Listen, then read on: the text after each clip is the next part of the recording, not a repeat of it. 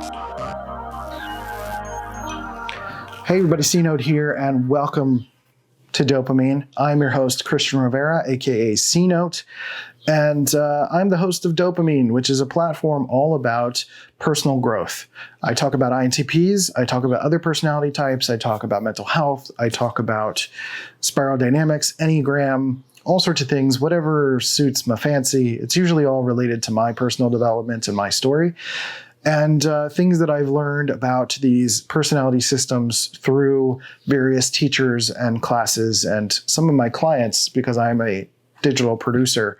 So I work with coaches and I learn from those coaches and I share some of those ideas with you.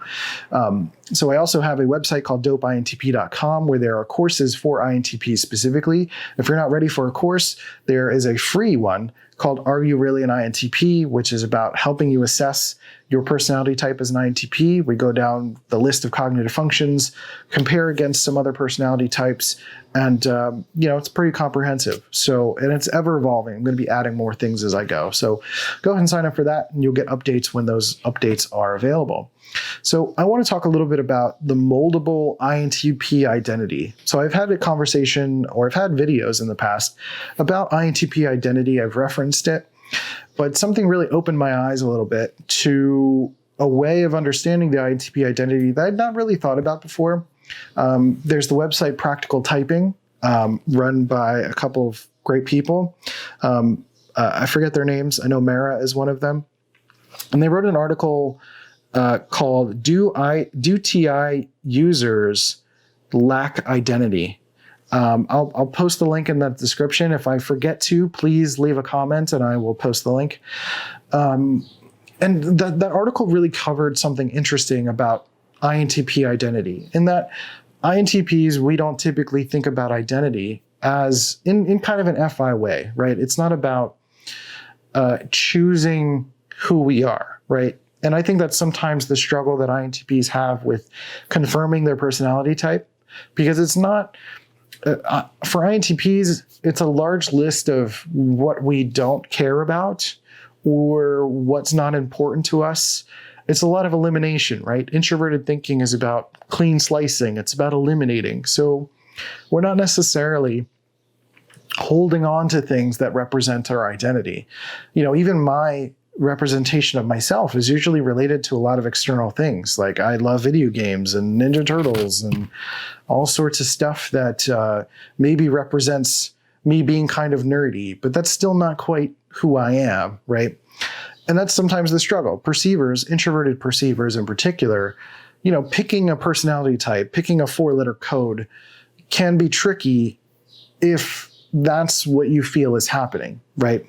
So most teachers who are teaching Myers-Briggs or some variation of it refer to the 4-letter code as your best fit type. And I could probably do a better job of saying that as well, because it's your best fit type, your best fit preferences, right? Your cognitive preferences.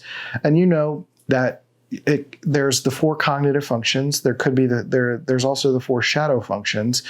And you're constantly kind of changing contexts. You're constantly living life that requires different aspects of you, right? So it's not as if we don't experience extroverted sensing sometimes. It's not as if we don't experience reality and touch things and feel it. We just don't have the same exact relationship as a dominant person who uses that more regularly in their everyday life. It's just more of like little blips, right? Little preferences. So if you think about it yourself as an INTP, in this context, I'm kind of pulling on extroversion. I'm pulling on sensory stuff, recalling information. I'm pulling on feelery emotional connection to make you feel nurtured as a person and in this community. And judge your stuff a little bit by having a clean background and making sure that I'm not getting too off of course, right? So I'm having to kind of pull a little bit on the opposite letters of my personality. So as an INTP, I think we inherently understand that we are moldable, we're movable, shapeable, that our identity is not static, right? So it starts there. It starts with first understanding and knowing that our identity is not static. Even as an INTP, INTPs, yes, it is your cognitive preferences, but your relationship to those preferences changes over time, right? Your ability to use your introverted thinking changes over time based on context and growth. So you being an INTP is not just this label of like you being this and you're this forever, right? You are going to be an INTP forever because it's more closely related to hardwiring, whereas your growth in your relationship is going to be how you use that wiring, right? That's going to change. So that changes for INTPs, and we assess that. We know that we've changed our mind a million times about things. We know that we've liked something, and then after a while, we probably don't like it anymore, or we don't care about it, or it's not that important, and it just doesn't become a part of our identity anymore. So we don't think about identity in the way that an emotional person may typically think about identity. So it's really, in a lot of ways, about what we do or don't care about, right? So you can think about the 4-letter code and you can say like, okay, I care about introversion and intuition and thinking and perceiving and all of the things that are related to those things. But again, like, you know, I may like Mega Man and I may just get sick of it and I might move on. I haven't played a Mega Man game in a long time, but this is related to my youth. And there's a lot of my sense of self tied to problem solving, tied to my ability to be persistent and play these video games that were really difficult for, you know, for kids, for 8-year-olds when those games were available, right? Well, first available. So when I'm talking about identity as an INTP, it can be really tricky because INTP's relationship to identity is not about picking something. It's just about what we aren't right now, right? And it's right now, right? Our identity, our essence as a human being, the idea of spirit or soul or whatever you believe in or whatever. It's not even really about belief. It's just about the essence of a human being, right? The core stripped away. If you strip away the social stuff, you strip away any semblance of identity, whether that's race, or maybe it's your height, or maybe it's your gender or sexuality or whatever. You strip all of those things away. You're not an empty shell. You're an essence of a human being. You are someone that is fluid and tolerant and lovely. And there's all sorts of things related to that. That gets into more spiritual woo-woo stuff. So I don't want to turn you off with that. But the general idea is that you're moldable and shapeable because you inherently understand that what you like or what you care about or what you're able to do is not necessarily who you are. Who you are is something deeper than that. Who you are is something that is not easy to pinpoint, right? It's not easy to just put a code on it. It's not easy to put the Enneagram type or whatever, right? Those things, the Enneagram type, the Myers-Briggs type, all of that stuff is typically related to our relationship socially to other people. It's usually related to, the ping coming to or from other people, right? It's not, if we're stripped away from all of that, like I said, like we are just an essence. We are a human being. We don't have any problems. We don't have any stories. We don't have any imaginations about the future. We're just in the present. We're just being, right? So it gets tricky again, because as an INTP, it's not about like, oh, I like computers. That's a part of my identity. Like that's not necessarily it, right? And we know that's not it. Maybe we don't have the words for it. Maybe we don't have the way to express it. Maybe it's not even something we think about very much. We're just kind of pinging and responding. But maybe sometimes that can be a little disconcerting, right? And I think that's what I'm hoping this video can help with, is to feel like you as an INTP, that you're not just an empty shell of a thinking person, right? Like the identity within you exists. Like the essence within you exists. You're a human being. You're dynamic. You're growing and changing. And I think it's about helping you to accept the dynamic, fluid nature of being an INTP, right? I know this sounds like spiritual and woo-woo. I'm not trying to make it like that. I'm trying to let you know that that, and many of INTPs, and you've probably expressed to me in the comments, that there's frustration sometimes with that movement. I can't keep a specific job, or I have trouble with relationships, or I don't know who I am, therefore I can't go to a specific direction, right? And I'm simply saying that there is power to that there is the complexity of the human experience is kind of baked within that, even though we're thinking about it from a thinker perspective and more data and analytics perspective, that there's more nuance to the human experience that we are inherently vibing with, right? So when we are trying to say, hey, I need to pick a thing, or I'm frustrated with my fluidity or my ability to be adaptable, you're kind of pushing away from your own humanity, your own identity, your own sense of self. And as I said, it's not about picking something. You just are. You are who you are, right? And it's all about accepting that. Your identity doesn't have a label. Your identity doesn't have a code, right? Those are just windows into it. Those are ways that you operate. Maybe those are ways that your ego operates. You're trying to understand your relationship between yourself and other people. But if you just feel out your core essence, and I mean feel sensationally. I mean feeling your body, feeling your heart, feeling your mind, being in the moment, being present, not thinking about your problems, not thinking about what you need to solve, not thinking about your insecurities or inadequacies, just being present with your being. Being present with that is really what we somewhat do fairly naturally sometimes, when we're able to strip those things away, right? So as INTPs, we still deal with those things. We very much deal with social things as much as we do or don't want to admit them.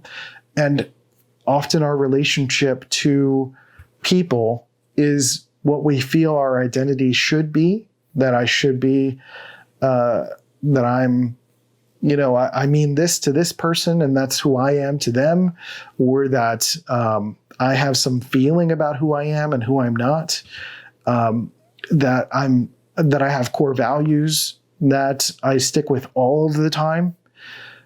And what I think is important about INTP identity is that fluidity of it, meaning you have to continuously assess who you are. I don't mean assessing your cognitive functions, because you're just getting to know your brain wiring, but who you are in terms of what you appreciate, why you appreciate it, what is your life like? What